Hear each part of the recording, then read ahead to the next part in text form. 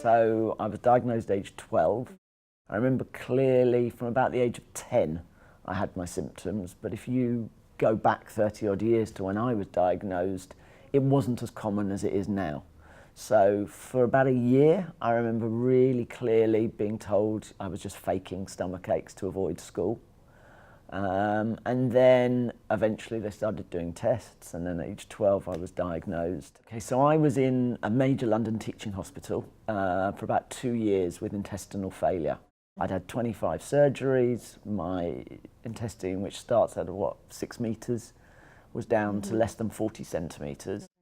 So I was on intravenous feeding through a line, and I remember the team came around and said, look, transplant is probably your only option. And I remember really clearly the waiting rooms in England in the NHS are really dingy and dark rooms, and anyway we got in there and he rocked up and he was wearing these really bad fitting Ralph Lauren jeans, and I had all my notes piled up on the side, and he was like, look Michael, forget your notes. And he took out an A4 piece of paper and he tore it off and he drew, this is your bowel as it is now, this is where I'm going to take it out, and this is what I'm going to do, and this is why I think you need to do it now, because if you wait another year, your liver is going off from the feed, you're going to need liver and bowel. So this is why I think you should do it now, and this is why I believe I can be successful.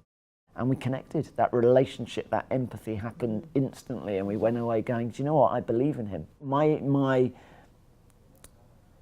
inspiration, if you like, was to try and get myself back to as close a normal life as I could.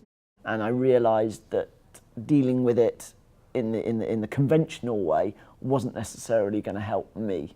And I had an interest in digital health and technology just as a sort of personal interest.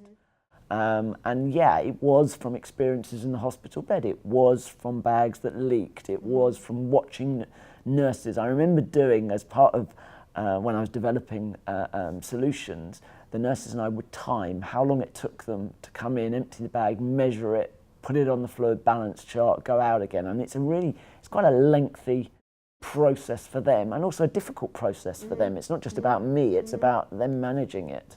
And it was then that I had a lot of time in hospital to think. So I could just go, you know what, there's got to be another solution. The reason you started that process in the first place is because you're trying to answer your own need and a solution that you have for a problem.